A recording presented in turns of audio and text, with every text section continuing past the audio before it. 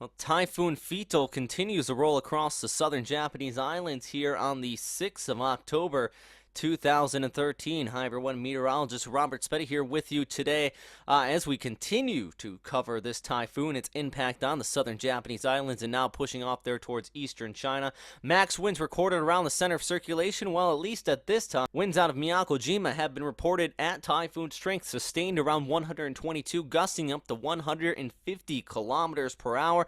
We have also seen some wind gusts up to around 120 kilometers per hour there in the southern portions of Okinawa Honto towards the northeast of this radar picture.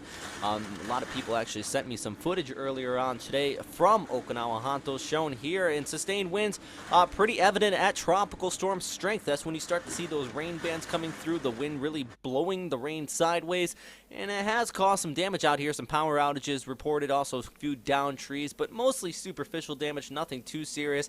Do think the extent of the storm is going to be farther down there towards the southwest in Miyako-Jima, where James Reynolds actually is, and he's going to continue to release some footage later on today of his really just encounters with the storm out there. So I do want to thank everybody that did send us footage. If you have any pictures or video, please do post it on our Facebook page, or you can post it here at the website at westernpacificweather.com, or also email me at robertspett@westernpacificweather.com. But as far as the max winds on Okinawa Honto, that's the main island out here, it does look like conditions through Saturday evening now, it's going to be gradually improving. Still pretty tight and gradient wrapping around the eastern side of the storm, but the bulk of the rain bands are located on the northern periphery. So as this tracks off there towards the west, we're going to see that drier inflow wrap around it. So a lot of those heavier rain showers, those, well, the really gusty winds, that's going to slowly start to taper off. Miyako-Jima, you're really going to be seeing the impact of this throughout the evening hours, and then this is going to track off there towards the west, start to impact Taiwan, and then eventually eastern China. The good news for northern portions of Taiwan, that drier inflow I was talking about wrapping around the southern periphery,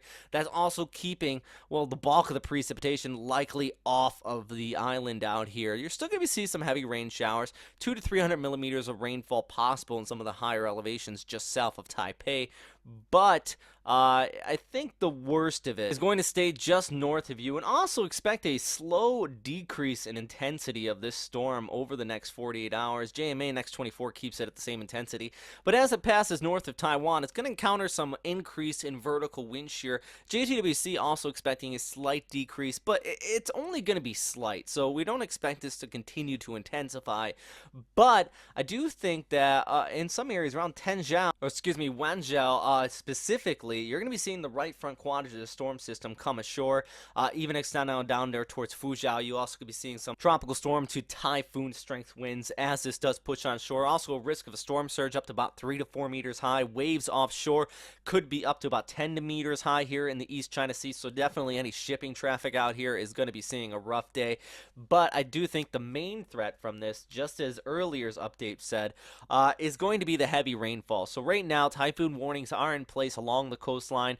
That storm surge coming on shore, but some areas out here into China could see upwards about 500 millimeters of rain in localized areas. Low-lying flooding is definitely going to be a threat over the next several days. And even if we extend this out towards Monday into Tuesday, you could just see that widespread rain showers extending off across much of eastern China, and this is also getting wrapped up and pulling some of those showers out there towards portions of the Korean Peninsula.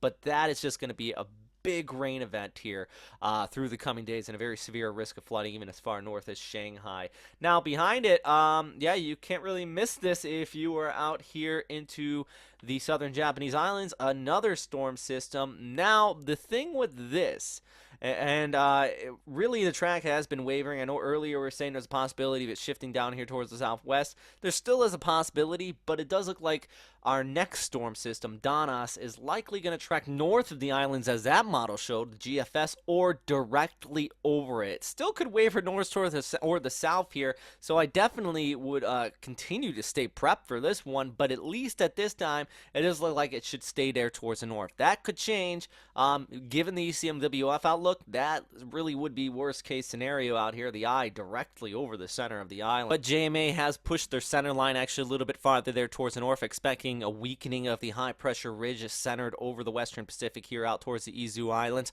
But JTWC, I'll just show you their outlook as well. They have shifted it a little bit farther there towards the northeast as well as of the 6 p.m. Japan Standard Time update. But they still expect those typhoon strength winds and definitely tropical storm strength winds, which is very similar conditions to what you saw here today on Saturday throughout the day on Monday. So I know as far as the T-cores out there for a lot of the military, I know we got a bulk of you watching with the military. I do believe they are in 1. They're going to go to Storm Watch very well likely, or at least 3, and then just go back to 1, which means most of the stuff is probably going to be shut down here on Monday. And I noticed a lot of people were talking about schools being closed by Monday. If it was me in charge of it, and just from my meteorological perspective, I would say close schools down. I know a lot of Japanese schools here on Monday are likely going to be closed down. That is the case with typhoon warnings. Okinawa is built for typhoons, but they do take it somewhat seriously, and when a storm is threatened and when there's typhoon warnings in place, they're going to be closing down some of the local businesses out there and just letting it pass by. There's no need of taking any unnecessary risk. So right now we're still going to watch, well, our Typhoon Fitow, soon to be very well likely Typhoon Danas. Right now though, just a tropical storm towards the northwest of the Marianas Islands. This one's moving at a pretty fast clip as well, upwards about 20 to 30 kilometers per hour. So fairly fast moving storm system, but at this time, at least our thoughts, it is going to move along the northern periphery of Okinawa Honto or north up there towards the Amami Islands. So definitely stay tuned for more information on that. I'll leave you here with the Morph microwave imagery and some more storm footage actually shot today by many of you out here in Okinawa. Thank you very much for sharing that with us, and as always, stay safe out there, everybody. If you have any questions, comments, or suggestions, post them down in the comment box below, and thanks for watching.